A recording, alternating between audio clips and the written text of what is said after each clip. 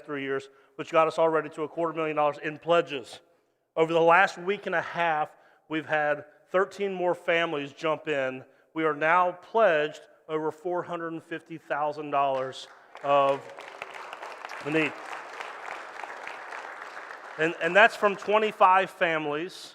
So you can imagine we're just under halfway there with only 25 families. And I'm expecting probably another 50 of these at least over the next week, because I do want these by the end of this series if possible, which is next week, which is our first fruits offering, which that's when this all starts. So if you pledge to give $100 additional above your regular giving a month, next week is when that will start at our first fruits offering. We'll take that up in this service.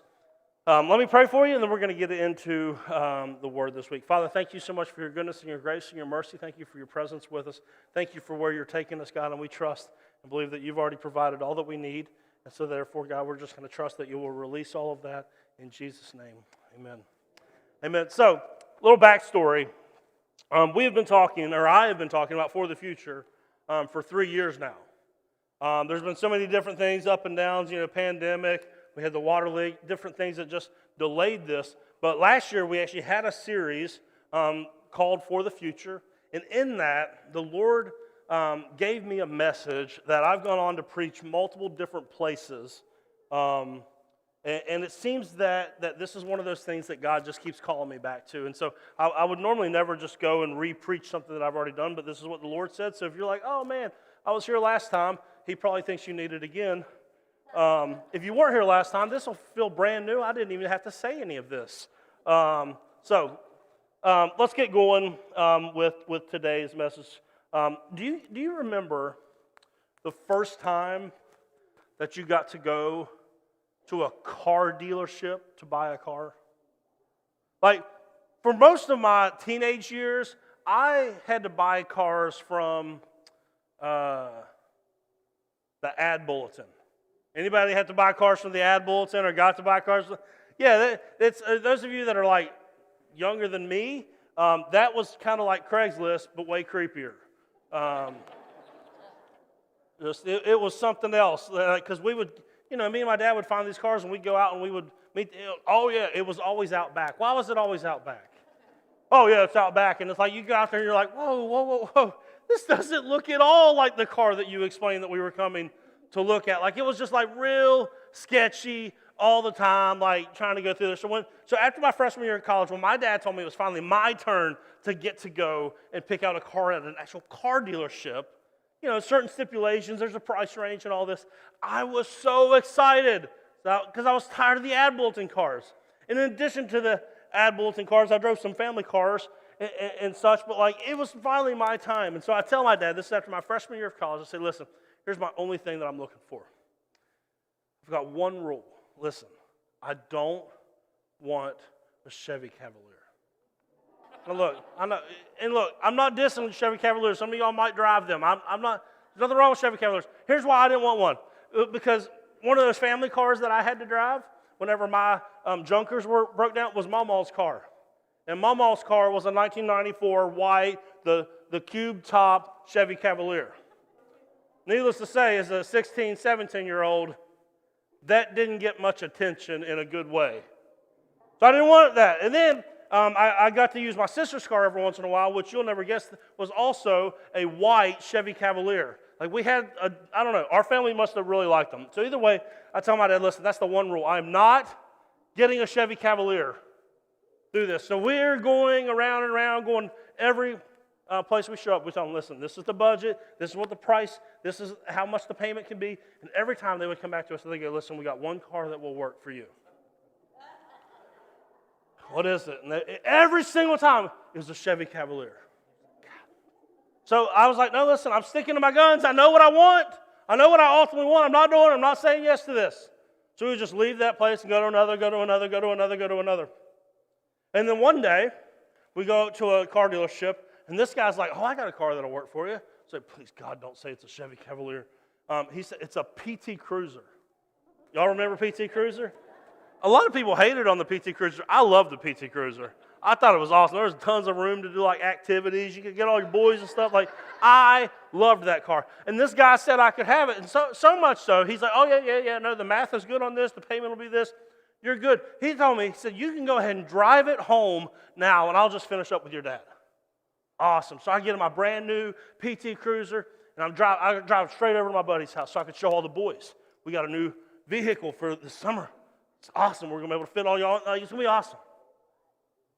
And then within 24 hours of me showing all of my friends and driving around with such pride in my heart that it wasn't a Chevy Cavalier, my dad calls. He goes, hey, the dealership called. You need to take the car back. I said, what? He goes, yeah. Apparently they couldn't make it work. They couldn't get the price down far enough, so you got to take it back. That is the most humiliating thing you could ever imagine, is to go show all your friends your new car and then have to tell them, never mind, right? We actually couldn't afford it. So I had to take it back, and by this point, you can imagine, we've been looking all summer.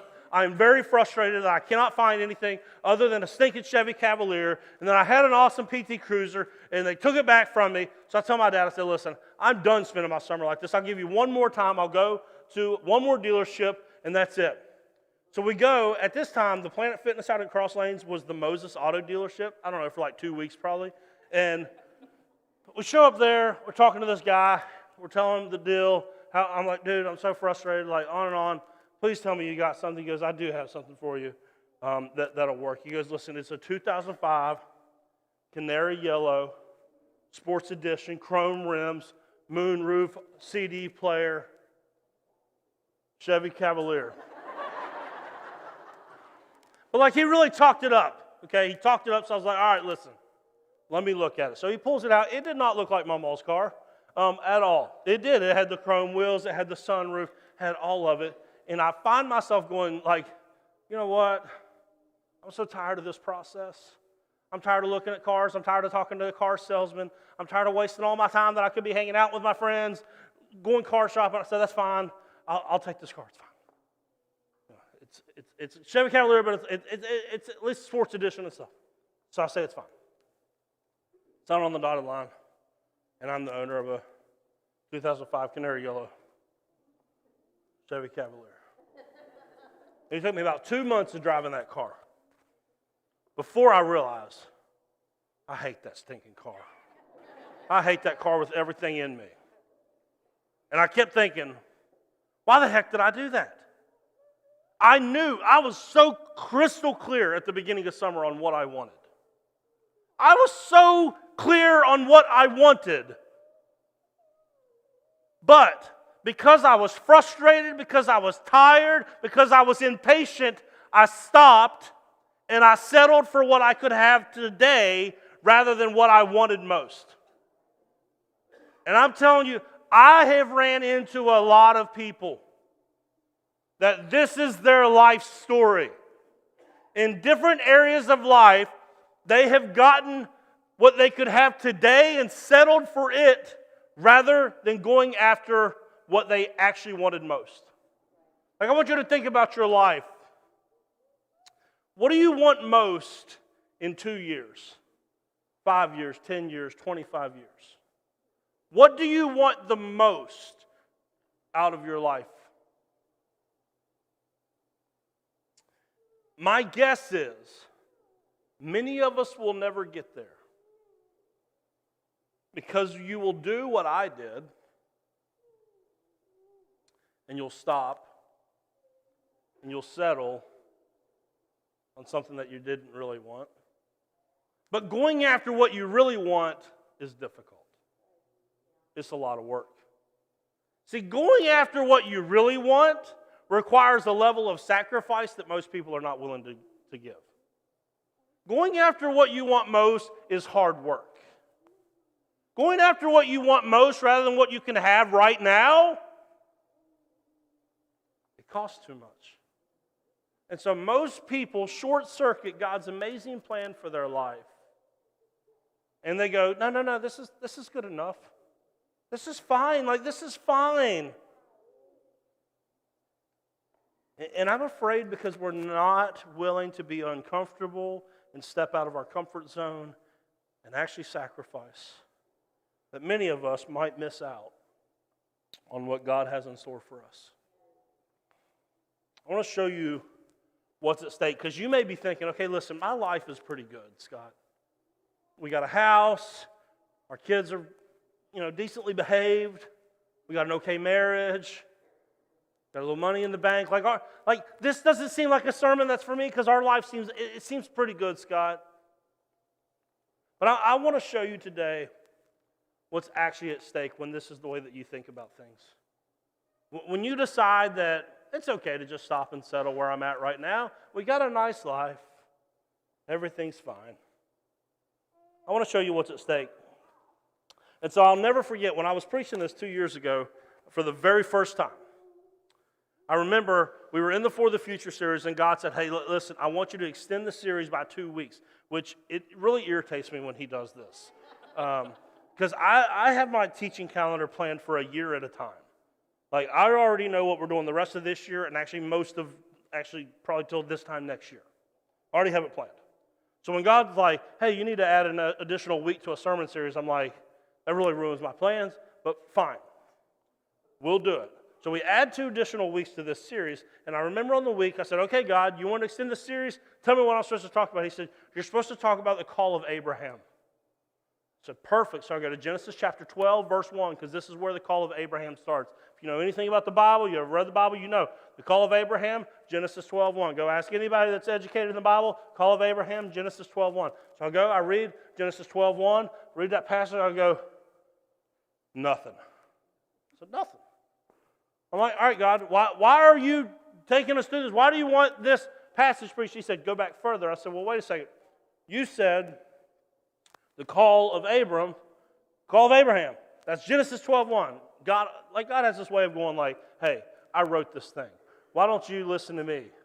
He said, go back further. So I'll go back further. I begin to read Genesis 11. And right at the end of Genesis 11, it tells us more about Abram's family. And that is where I saw what God wanted us to see. This is what it says. I'm going to skip all the way to verse 31, Jacob. Verse 31 says this. One day, Terah, this is Abram's father.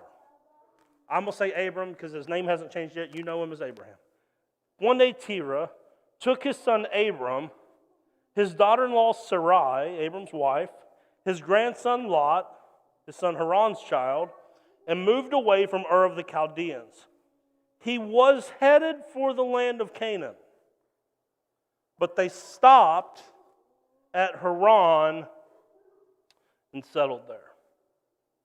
Let me give you the picture of what's happening here. So Abram's father, Terah, decides he's going to pack his crew up, pack their bags, and that they're leaving Ur of the Chaldeans, and they are headed to Canaan. Now, any good Bible scholars in here? What's another name that we know of as Canaan? The Promised Land. So he's leaving Ur of the Chaldeans. He is headed towards the Promised Land, which if you've read the Bible, you've read the Old Testament, you've heard anything about it, the Promised Land, God says it's a land flowing with milk and honey. It's a spacious place. It's a place of blessing. It's the place that throughout the whole, that's where God wanted his people to be. So Terah is moving his family in the right direction. They are headed towards the Promised Land. They're headed towards Canaan. But the text tells us that they get to this land called Haran. And we don't know why, because he started off so good that they get to Haran, and the text says that he stopped and settled there. Everything was going so good. They were on the right path to where God wanted them to be. Why did Terah make this choice? What did he do this for? He stopped and settled. Like my guess is he got to Haran, and this is what a lot of us do in life. We get to our Harans and we start looking around and we go, it's not bad. You know, nice land, got a nice house, great schools for the kids. Everything's, it's you know, it's good. It's a good place. It's good. We start looking around and we go, yeah, we'll just stay here because it's good. And I'm worried that a lot of us in different areas of life, we get to good, and we decide, well, that's good enough. That's good enough. We could stop and settle here. We could stop and settle right here where we're at. We're comfortable. It's good enough. Now, I wonder how many people, maybe you've done this in your career. Like, you know that God has a promised land for you in your career. But you got where you are now and you're like, you know what? It's good enough. It's good enough. Or maybe in your business. Maybe you're the business owner and you're like, you know what? Where we're at right now, it's good enough. What about in your health? You ever just get to a place in your health, you're like, well, you know, at least the clothes fit. Right? Like, right? Maybe in your spiritual health, you're like, you know what? I'm close enough to God. We made it to church once last month. Like, we're close enough. That's pretty good. That's better than some. They're better than most, right? We made it. You know, I read my Bible like 2 months ago. Like, we're doing it. Like, it's okay. It's good. Or maybe it's in your finances. You're like, there's a little money in the bank. It's kind of paycheck to paycheck. Sometimes it's really tight. Sometimes we got plenty. Like it's good. It's not great, but it's good. A little bit of debt, whatnot. What about in your marriage? Maybe you're like, oh, no, we got a good marriage. You know, we fight. Everybody fights. Sleep on the couch every once in a while, but like everybody does that. It's good. It's good enough.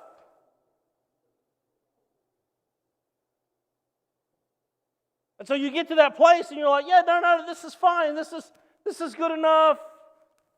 Maybe it's in your education. Maybe you were the one that God wanted to be the first one to graduate college or the first one to have a master's degree or a doctorate.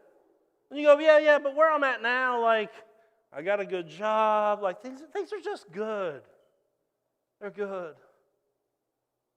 Like, think about the different areas of your life where you're thinking that. You go like, yeah, I'm fine where I'm at right now. It's good. I'm telling you, there's a lot of us that we have settled down in Haran, and we don't realize that we are missing Canaan. Like, you don't know what you're missing because it's just good enough. It's just good enough. And here's the thing, as a father, that bothers me the most about this story is that Terah's decision as the father to stop and settle affected his whole family.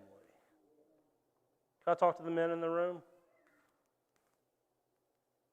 Your decision to stop and settle in the different areas of your life may entice your children to do the same. They see you live in a certain way. That's good enough, but maybe dad's got more in him. But they don't see that. Maybe they'll be the stop and settle type as well. Like, I hate the fact that for the rest of the crew, because Terah was the stop and settle type of person, everyone else was affected by the decision.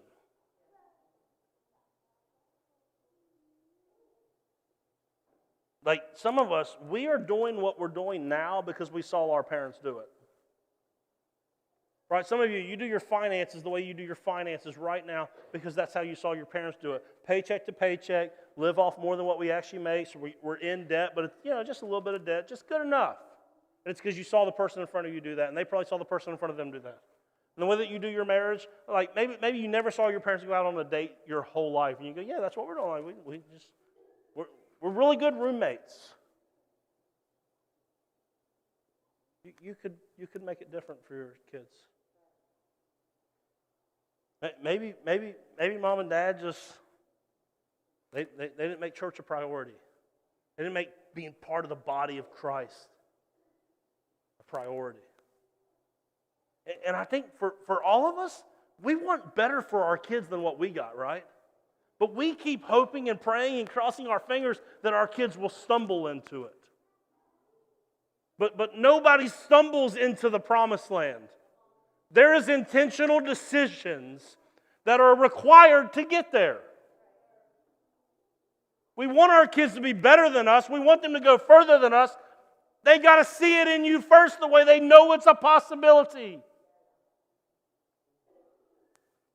Like there's generational things in your family that just continue because no one has said, enough is enough, it's time to change.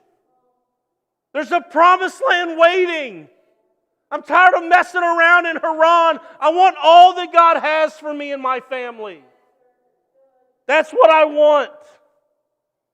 So don't be a stop and settle family at good enough and then look back at the end of your life and wish you chose different. Make the change now while there's time.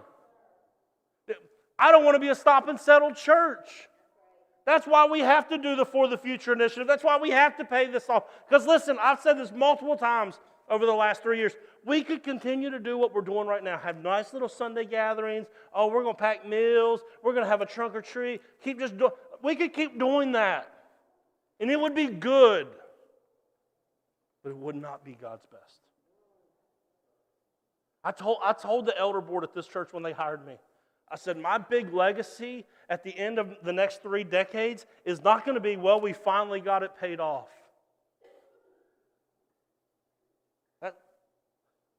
That's not what I want in my life. That's not what I want for my life. I want to see all that God could do through this church.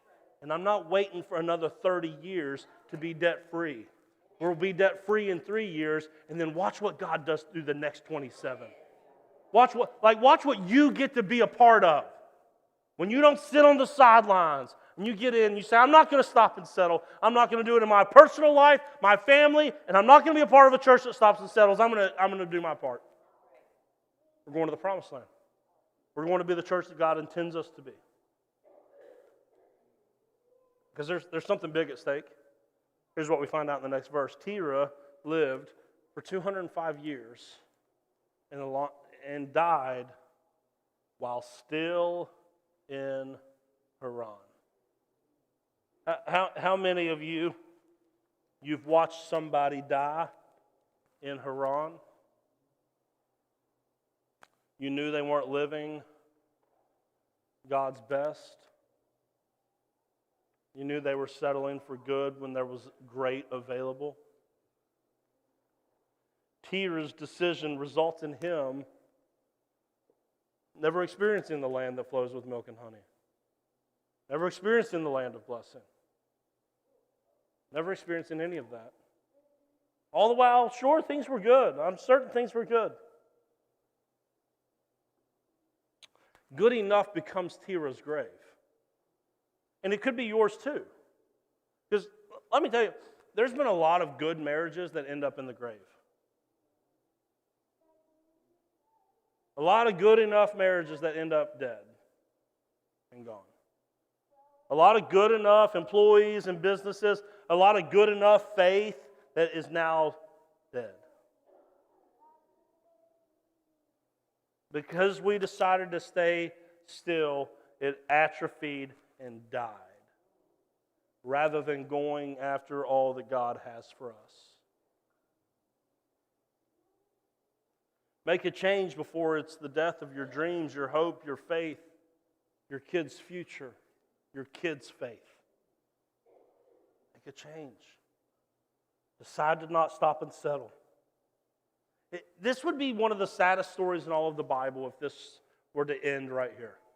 If Terah makes this decision and his family is affected for generations and generations and generations and never lives up to all God called them to be, this would be one of the saddest parts of the Bible. However, that is not the story. As we see in Genesis chapter 12, there's a new beginning. There's a second chance for this family. There's a second chance for your family.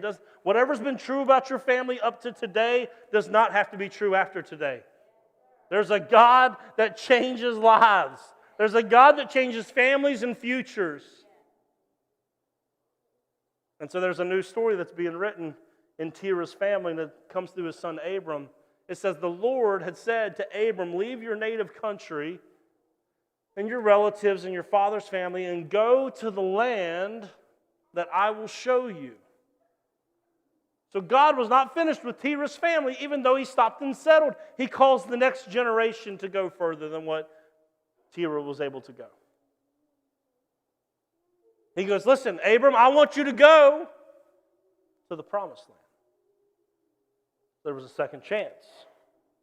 But there was two things that Abram had to be willing to do to get there. And it's the same two things. If you just decided, okay, that's it, I'm not going to stop and settle anymore. In any area of my life, I'm going after God's best. I'm not stopping and settling. Here's what you have to do. Exactly what God told Abram to do. Number one, you have to leave behind the people, places, and things that are holding you back. Listen, there are some people in your all's lives. There are people in my life that I will never get to Canaan as long as they're part of my life.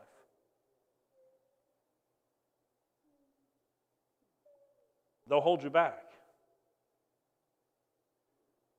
There are places that some of us keep going that you know every time you show up there, it's stunting your growth and affecting your future. There are attitudes and beliefs that you have that you need to leave behind. Because somebody told you at some point in your life that you'll never amount to nothing, that you're not good enough, and so that's why you stopped and settled. Well, it doesn't matter anyways. Somebody told you you're not blank enough, and that is still with you, and you need to decide to leave all that behind. You got to leave behind certain people. You need to leave behind certain things that you think.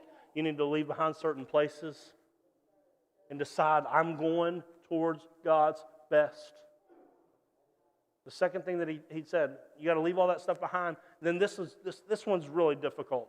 The first one's hard. This one's really difficult. He says, and go to the place I will show you. You have to be willing to walk without all the answers. You have to be willing to walk without all the answers. And I'm just going to be honest, this is not easy for us because our bent, the way that we go, what we want certainty. We want clarity. We want confirmation. We are like that's what we're always looking for that. What you don't need those things. What you need is a calling. You don't need listen, there's always going to be questions. Just be certain of what it is God's calling you to do. And then step out and begin to walk, and He will show you where to go. I call it living from the front of the box. Like this is what we do. We like to live from the front of the box. Anybody do puzzles? I got a little tiny puzzle today. You can hit that with the camera. A little tiny puzzle. But my family and I, we dabbled a little bit in puzzles during the pandemic. Yeah, we hit that type of level during the pandemic. Dabbled a little bit in the puzzles. And what we would do is we would open the puzzle up and we would put the front of the box right next to it because I wanted to make sure, piece by piece, we were headed in the right direction. See, we like to live off the front of the box, and sometimes God's not going to let you do that. God's going to give you one piece at a time, and you're going to have to walk faithfully in it. See, for me, this happened when God called me to ministry. God called me for a ministry, and I was meeting with my mentor pretty regularly at that time. He worked here at this church, and I would tell him, I said, listen, I said yes, but nobody's calling. What am I supposed to do, man, if I feel called to ministry? How do I get a job in ministry? Nobody's calling, nobody even knows. What am I supposed to do? And he came back with the response I did not want to hear. He said, Scott, you need to go to school. Mind you, at this point in my life, I had just gotten out of school. I just graduated from WVU with a really useful sports management degree. So I told him, I said, listen, I'm not going back to school. I just got out of it. I don't have time for it. I don't have the money for it. I'm not going back to school. And he kept on me. You need to show God, this is what he said to me, you need to show God that you're serious about doing what He's called you to do. He said, and I think that's your first step. He couldn't tell me where I would end up in the future. He said, I just think that's your first step. And guess what? I did not register myself for college. But my beautiful, faith-filled wife did. She told me, she said, I'm registering you for classes, and you start in 3 weeks. And from the first day of my schooling In ministry, 6 weeks later, I was on the phone with the pastor of Southridge Church, which started the whole journey that landed me here today. Because I was willing to take the first step. Most pastors never get to do ministry at the church where they were called to ministry at. I don't have any friends in ministry that are pastoring churches at home, essentially. They're all over the country, they're all over the world. And for some I would have never guessed this. But I had to take the first step. But a lot of us, we won't take that first step because we're afraid of looking foolish. Right? We're afraid of looking like an idiot. Because this is why, every year we do this series here where we let people ask questions and I'll answer them. And every single year that we do this, the same question comes in. How do I know when God's speaking to me? And I know that comes up every time because you are so afraid. What if he didn't really say it? Then I'm going to look like an idiot. I'm going to look like a fool. I'm going to look crazy. But here's the truth. Unless you've heard this sermon before, I'm going to guess 99% of you never heard Terah's name in the Bible before today. And that's because we do not remember, we do not name our kids after people who stopped and settled. We don't honor those that stopped and settled and played it safe. It's the ones that looked crazy that we have so much affection for, like Abram. Really? You just went? Yeah, I just went and I trusted God to show me. Think about that story about Noah. Think of the story of Noah. Some of us, we're so desensitized to the story of Noah because we teach it to kids over and over and over, and we've got to do it on a kid's level and stuff. A lot of us, we're desensitized to it, but think about this. There is a man who's I need to build a really big boat. How do you think he did that? He didn't do it in private. You can't build a boat like that in private. Plus, you need help. You need other crazies. And then, so he starts building this boat, and he's probably chopping people's trees down. Down at the grocery store, they're going, "Did you see what Noah did? He took my tree. He's building a boat."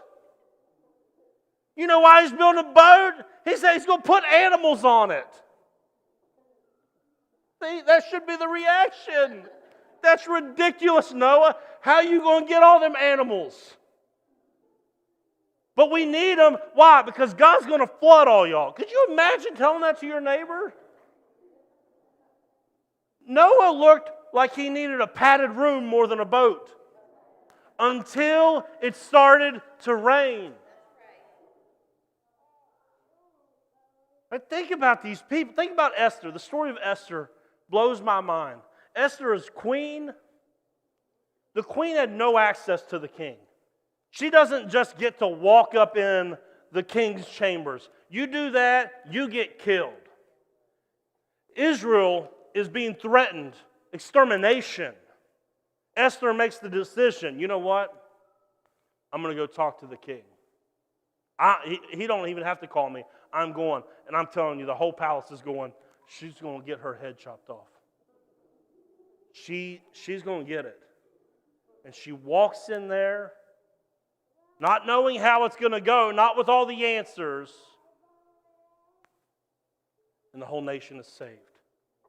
Think about David. When David showed up that day to bring his brother's lunch, and he finds out that there is some giant talking trash about God and his people, he is beside himself. He goes, are y'all serious? Why have you not dealt with him yet? Here, I'll do it. And they laughed at him. They laughed at him. And everybody was laughing at little Dave until he was holding the giant's head in his hands. Think about being in the boat with Peter that night. They see Jesus coming. They're terrified. They're like, what in the world is this? Is this a ghost? It looks like Jesus. And Peter goes, hey, I want to come out there. And Jesus says, well, come on. Could you imagine? John, James, they're standing in the corner going, well, he's a goner. He's out. I mean, he's gone, man. He looked crazy until that foot touched the water and didn't sink. Nobody remembers the people that stopped and settled. It's the people that look crazy. I'll never forget my best friend at my old job, when I told him I was leaving my job to come work at a church. And I was losing 50% of my income. He looked at me like, yeah, well, good luck with that. Right? See, when people step out in faith, it looks crazy. That's what God's calling us to. That's what God's calling all of us to. And I'll tell you this, I don't have all the answers for the future. I don't know where we're going. And honest, Abram didn't know where he was going, but he trusted the one who was taking him. He trusted the one who was taking him. I don't know where we're headed fully as a church. People ask the pastor all the time, they go, what's your vision for the church? I guess we'll have to ask God. I don't always know. But I know who's taking us. I trust that.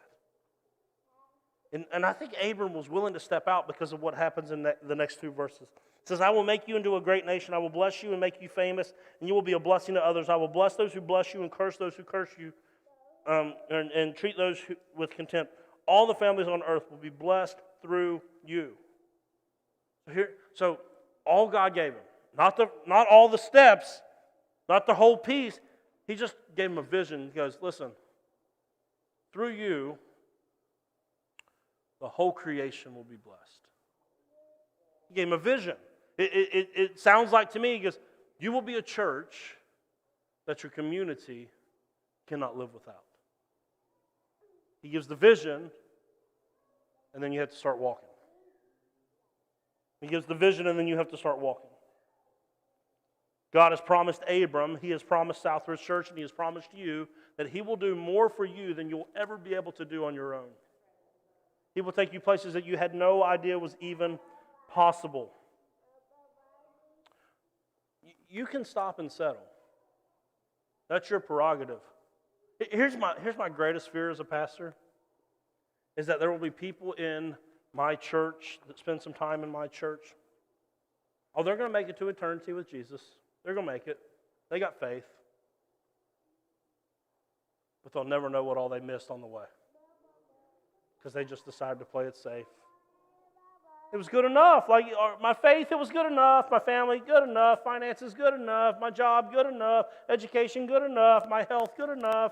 And you'll never know all that God had in store for you. I'm not saying you're not going to make it if you want to settle. I'm just saying that you're going to miss out. I think sometimes we're guilty of just underestimating all that God can actually do through you. I think you're underestimating like what through Abram, God said the whole world will be blessed. Abram has to go like, you mean the whole world? Through one person? Yeah. Maybe it's through you. Maybe it's through your contribution. Maybe it's through the using of your gift that the whole world experiences blessing.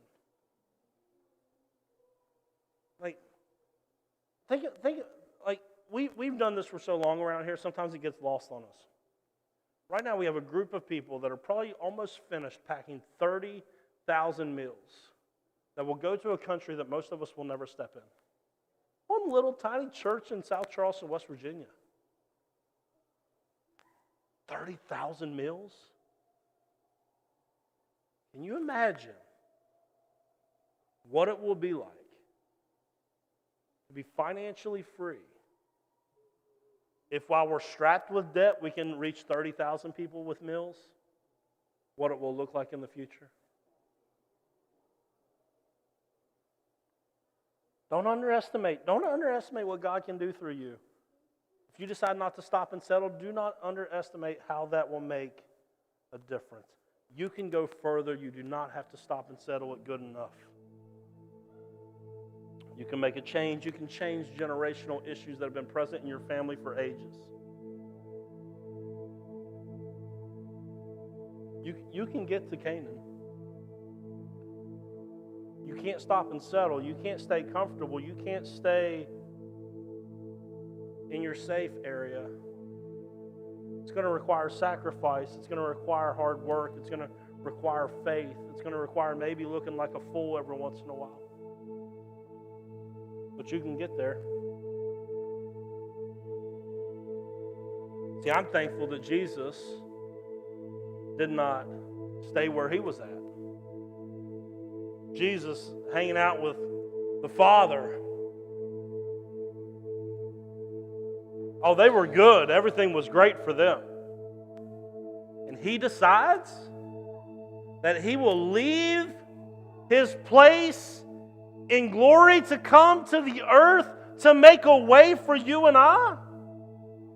Those of us that would let him down time and time again, those of us who maybe we've turned our backs on him, that we don't have it all together. He didn't stop and settle where he was at, but he came and made a way. Also the way we could know him and experience his best. I don't want to stop and settle. I got some areas in my life that got to get cleaned up because of stopping and settling. And I bet you do too. And as a church, we're not going to stop and settle. We're going after God's best. I just want you to be part of it. I want you to experience it in your own life, and out of the overflow of that, be able to do it with us as a church.